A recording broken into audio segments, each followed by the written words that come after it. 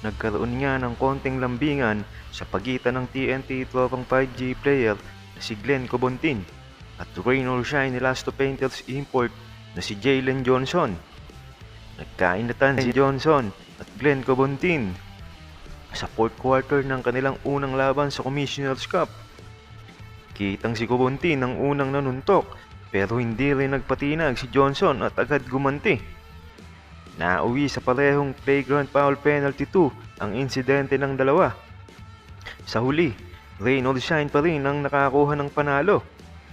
Sumabog ang tensyon sa laban ng Rain or Shine at TNT matapos magkasuntukan sina import Jalen Johnson at Glenn Cobontin sa fourth quarter sa Smart Araneta Coliseum. Nagsimula ang matinding agawan ng pwesto, nauwi sa pagbagsak hanggang sa umulan ng suntok. Unang tumira si Cobontin pero mabilis gumanti si Johnson bago sila napagitnaan ng referee at ng kanilang mga teammates. Parehong na-eject matapos mapatawan ng flagrant foul penalty 2 at inaasahang harap pa sa parusa mula kay PBA Commissioner Willie Marcial. At alam ko sa mga oras na ito ay may naipataw na sa kanilang parusa. Dahil sa pagkakabasa ko ay may 1 game suspension at 2 game suspension sa kanilang dalawa. At mas mataas na naipataw na parusa kay Glenn Cobontin dahil siya daw ang nagsimula. May patama naman si Coach Yengyao kay Glenn Cobontin. Ayon sa kanya, sobrang bait daw ng import na si Jalen Johnson.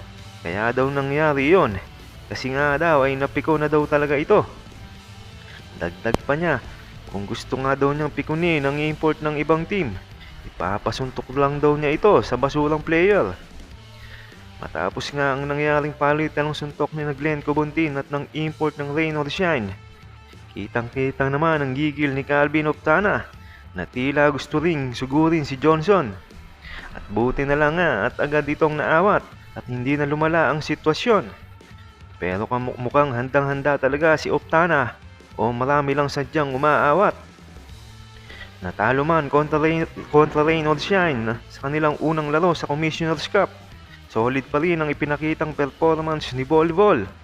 Nagpost ng 38 points, 16 rebounds at 5 blocks. Patunay lang na NBA caliber pa rin ang kanyang laro at kayang-kaya niyang dominahin ang liga.